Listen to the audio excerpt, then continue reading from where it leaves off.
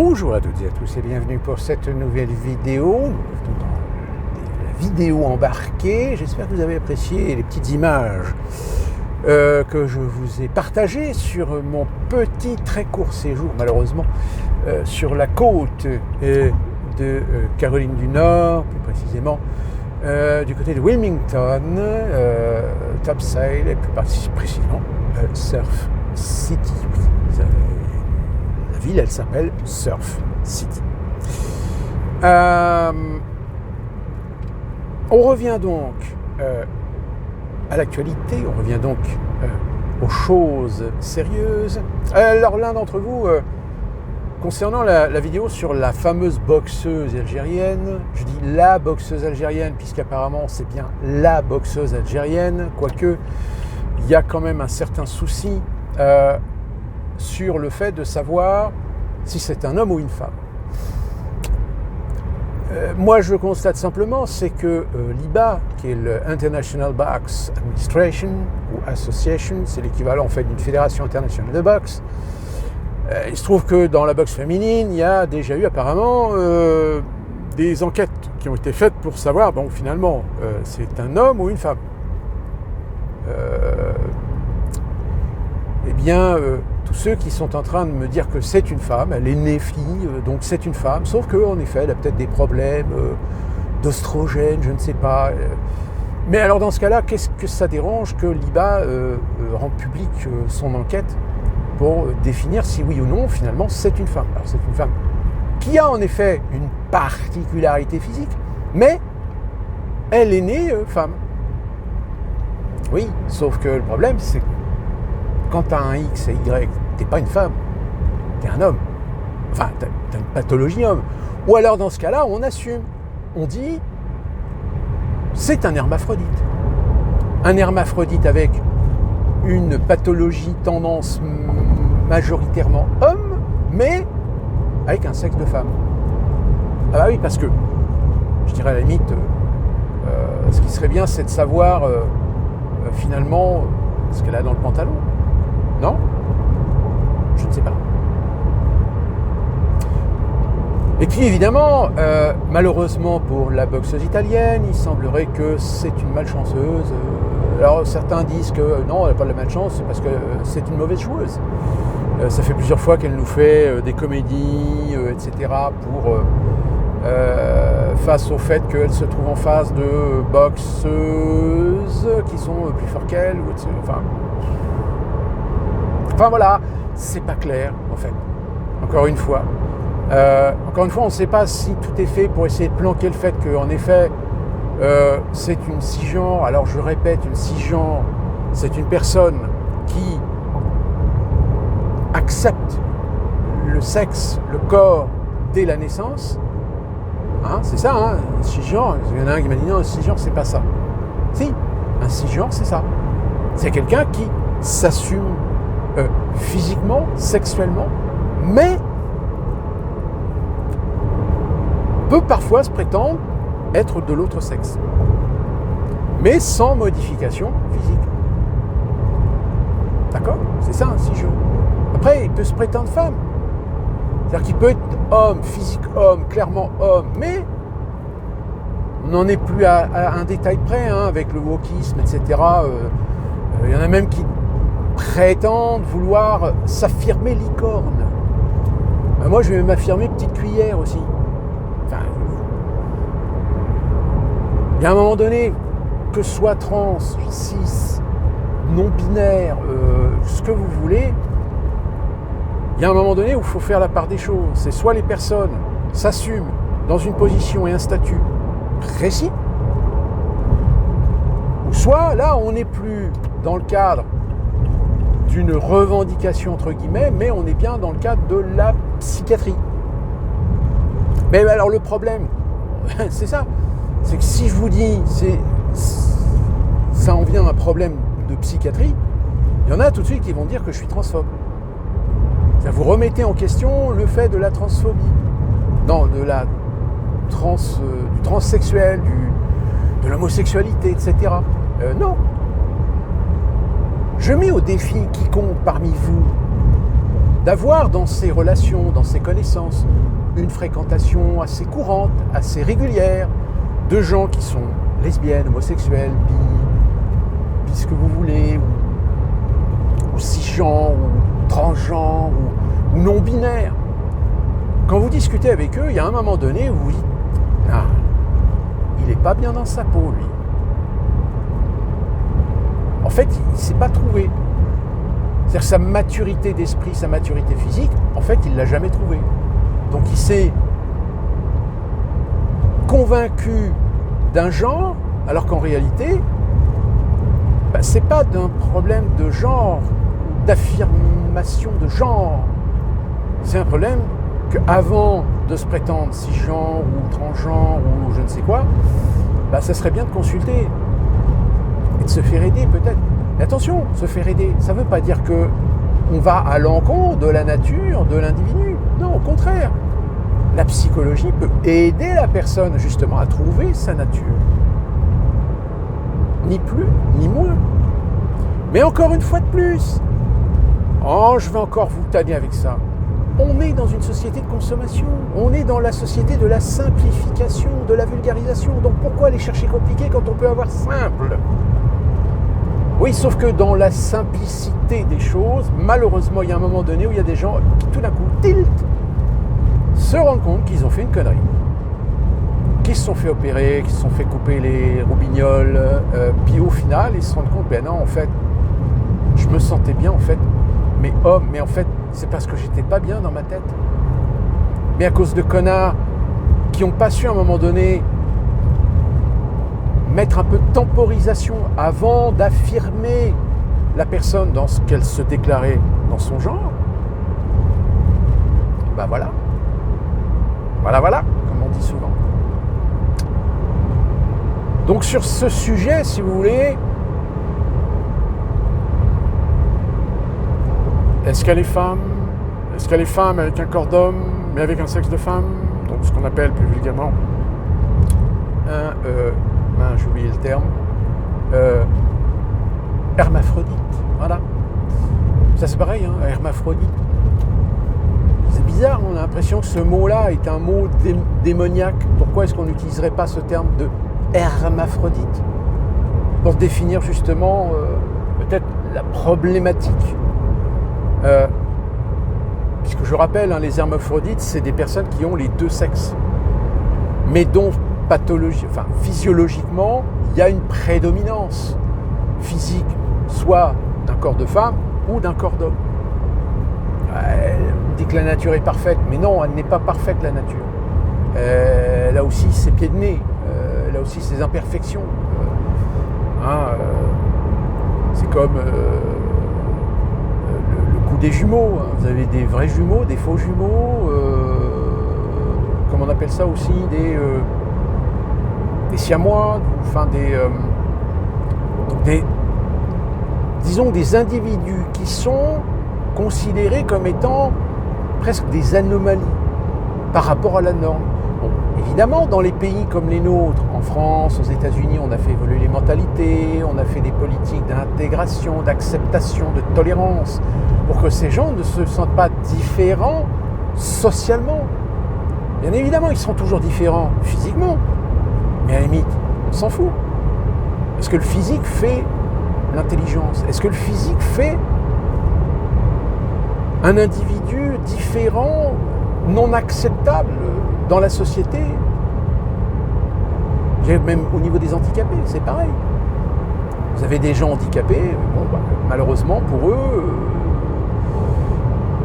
c'est plus compliqué, c'est plus difficile, comme il y en a d'autres qui, par chance, ont eu la possibilité de faire des études, de passer des diplômes et de faire aujourd'hui des métiers même parfois très honorables, très respectables et je dirais même de la politique. En France, on a eu des handicapés, parfois en tant que ministre ou secrétaire d'État, etc. Donc, encore une fois, on ne juge pas les apparences, on juge la qualité de travail, la qualité morale, la qualité de la personnalité des gens. Et ça, c'est aussi applicable au milieu LGBTQ+. C'est-à-dire, dans les milieux LGBTQ+, vous avez des gens tout à fait respectables qui méritent notre respect, mais il y en a d'autres qui sont des véritables pourritures. Et ça, j'en ai connu aussi. Je veux dire, j'ai eu des collègues qui étaient des homosexuels, donc plusieurs étaient déjà en couple. Mais je vous dis pas les dramas que ça a provoqué. Quand il y en a un qui a voulu, qui lui plaisait, machin, donc finalement, ils ont couché ensemble, donc du coup, il a fait coculotte, enfin... À un moment donné, tu dis, finalement, homosexuel ou hétérosexuel, la connerie humaine, elle fait pas de différence. Donc voilà ce que je pouvais rajouter concernant cette affaire de cette boxeuse algérienne. Donc finalement, on n'en saura pas plus. Et du coup, on va considérer que c'est une femme finalement. Parce que c'est ça ce que vous attendez, peut-être certains d'entre vous, qu'on accepte le fait que, de toute façon, pas de polémique, c'est une femme. Point. Oui, mais non, c'est une femme. Point. En fait, c'est la faute à l'italienne, parce que l'italienne, c'est une mauvaise joueuse. Donc vous fermez vos gueules. Et arrêtez de promulguer des fake news. Bien, maître. Bon, alors en France, vous n'avez toujours pas de gouvernement. Enfin, si, vous avez un gouvernement démissionnaire. Mais vous n'avez toujours pas de gouvernement. On a la casse-tête, qui fait son petit tour des popotes. On se croirait en campagne. On croirait que c'est elle qui va demander au peuple de l'élire Premier ministre. Mais attendez, moi je serais mort de rire si finalement... Parce que là, il va falloir qu'il se décide, Macron, quand même, parce que... Là, monsieur, il est venu faire la bise à Terry Riner et puis au vainqueur de judo. Encore une fois de plus, du tactile, toujours du tactile. S'approprier l'image, s'approprier la gloire. Cette gloire, c'est aussi la mienne. Ah ben c'est Jupiter, qu'est-ce que vous voulez que je vous dise ? Et des photos qui ont été publiées par Voici apparemment, où monsieur, il fait la fête à Brégançon. Non mais c'est du mépris de toute façon. Ne cherchez pas à midi à 14h. Tous ces politiciens de premier plan aujourd'hui ont du mépris pour vous. S'ils sont en lieu et place, c'est parce qu'on les a choisis pour justement cette capacité qu'ils ont à avoir du mépris envers vous. Donc, si vous voulez, il y a un moment donné où soit vous acceptez la réalité, dans ce cas-là, assumez votre responsabilité en tant que citoyen, c'est arrêter de voter pour ces gens-là, abstenez-vous, parce que ça aussi, il y a aussi un phénomène qui est en train de se produire en France, qui est exactement le phénomène qui s'est produit aux États-Unis. Je vous l'avais expliqué, moi je suis arrivé aux États-Unis en 2012. L'entourage de ma femme, c'était des gens qui étaient à la fois des progressistes, des conservateurs, etc. Mais ça arrivait à s'entendre, même si à l'époque on était sous Obama, et que certains n'aimaient pas trop Obama. Et puis, il est arrivé Trump. Et là, Trump a non seulement galvanisé l'intérêt sur lui, mais il a aussi exacerbé des haines et des colères de certains Américains. Si bien que l'entourage de ma femme, il y a des gens aujourd'hui, on ne les voit plus. On ne les voit plus depuis 2016, depuis que Trump est arrivé au pouvoir. Et bien ça, c'est ce qui est en train de se passer en France. En France, on veut absolument essayer de diviser les Français, c'est-à-dire de convaincre des Français que voter LFI, c'est voter pour le camp du bien, ou voter Macron, c'est voter pour le camp du bien, ou voter Rassemblement National, c'est voter pour le camp du bien. Et forcément, les uns qui votent pour le camp du bien ne peuvent pas accepter que les autres votent pour un autre camp, donc ils détestent les gens qui votent pour l'autre camp parce qu'eux estiment que leur camp, c'est le camp du bien. Et du coup, ils ont réussi leur coup, c'est-à-dire à complètement détruire et dénaturer le paysage politique ou la perception du paysage politique français de la part des Français. Pas tous les Français, hein, parce que y a quand même des Français là qui ont quand même voté Rassemblement National. Donc c'est que quelque part, on ne me fera pas croire que les gens ont voté tous pour le Rassemblement National. Ils ont voté le Rassemblement National parce que ils se disent pourquoi pas, même s'ils ne sont pas hyper convaincus que Marine Le Pen est la solution à tous les problèmes. Parce que, qu'on soit bien clair, que tous les Français qui pensent que Mélenchon, Marine Le Pen ou Macron ou je ne sais qui d'autre, Wauquiez, Bertrand, Tondelier, Castex, ils ont la réponse aux questions. Non, ils ont pas toutes les réponses aux questions. Ils n'ont pas toutes les réponses aux questions parce que, ils font de la politique, non pas politicienne, mais de la politique idéologiquement consumériste.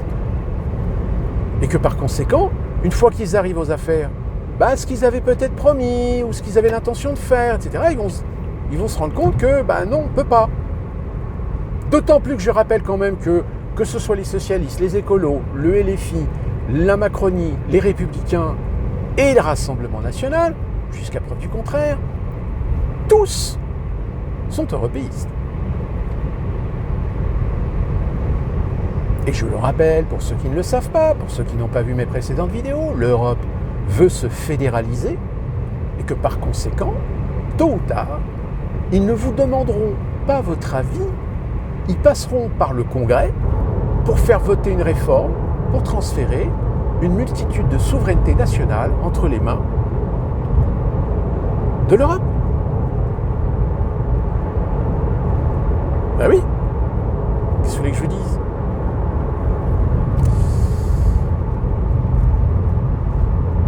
Et donc, du coup, ce gouvernement, tout le monde est convaincu que ça va être casse-tête. Parce que c'est celle qui a été choisie selon un consensus par le nouveau Front populaire. Sauf que Macron, s'il accepte casse-tête, il sait que si Castex prend du LFI dans son gouvernement, à la limite, elle ne va pas avoir le choix, parce que c'est le nouveau Front populaire. Dès que le gouvernement est formé, tac, ça sera motion de censure par le Parlement. Et rebelote. Alors d'après ce que j'ai compris, d'après ce que j'ai entendu oui dire, c'est-à-dire que la France pourrait très bien ne pas être gérable pendant 1 an. Et seulement au bout d'1 an, on pourra refaire une dissolution. Enfin, Macron pourrait faire une dissolution. Parce que s'il ne fait pas de dissolution, oui. Mais limite, peut-être que c'est ce qu'il cherche.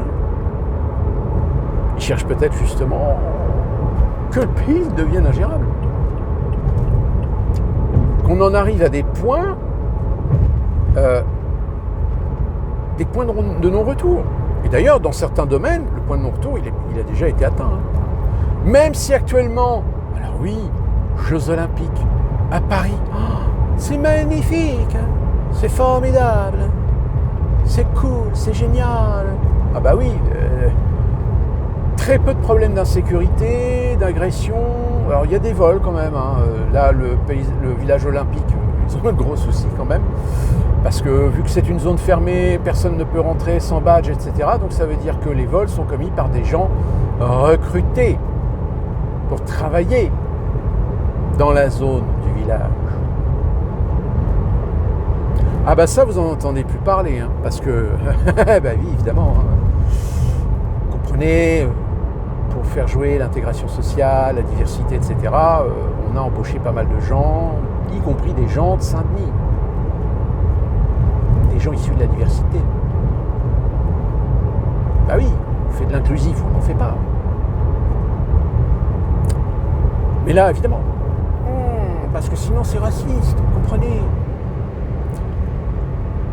Enfin, je dis ça, il y en a bien qui va me sortir, qu'est-ce que vous en savez ? Ça se trouve, c'est des blancs qui s'appellent Robert, Jean, Charles, Patrick, qui ont volé, que c'est pas du tout des gens issus de l'immigration. Oui, peut-être, certainement. C'est possible, mais on n'en saura pas plus puisque de toute façon les médias ont hâte de ne pas en parler. Donc comme ça, on ne pourra faire que de la spéculation. Et donc je reviens à ce gouvernement. Mais imaginez une seule seconde si finalement Macron décide, bah tiens, par exemple, là on a Bertrand là, qui fait lui aussi sa tournée des popotes. Imaginez que Macron, étant donné qu'il peut sortir l'argument, il n'y a pas de majorité absolue sortie des urnes aux législatives, j'ai donc la liberté, le choix de prendre des gens issus de la représentation nationale. Donc c'est-à-dire que je n'ai pas l'obligation de prendre des gens du nouveau Front populaire, je peux très bien prendre un Premier ministre chez les Républicains. Alors attention, chez les Républicains, non Ciotti, pas déconner. La cerise sur le gâteau, ça serait qu'il intègre également du Rassemblement national dans un gouvernement. Est-ce que vous croyez que c'est possible? Est-ce que vous croyez qu'il aurait l'audace de le faire? De l'audace. Encore de l'audace. Toujours de l'audace. Qui c'est qui a dit ça déjà au fait? C'est Danton, je crois. Il a mal fini, hein, Danton, je crois. Donc si vous voulez, là je ne m'amuserai même pas à faire de pronostic, parce que j'ai absolument aucune idée de ce qu'il a l'intention de faire. Soit il essaie d'apaiser les choses et il satisfait, on va dire, le Front populaire en nommant un Premier ministre des rangs du Front populaire, mais, encore une fois, sans LFI dans le gouvernement, donc forcément les LFI, si on leur dit « bah non, désolé les gars, mais il n'y aura personne de chez vous dans le gouvernement », qu'est-ce que vous croyez qu'ils vont faire? Ils vont foutre le bordel.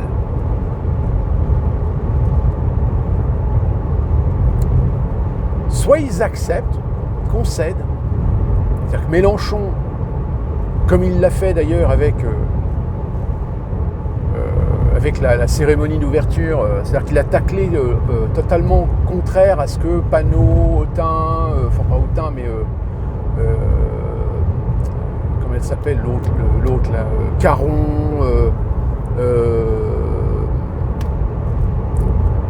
le petit nain là, je ne sais plus son nom, Tondelier aussi, c'est assez comique quoi.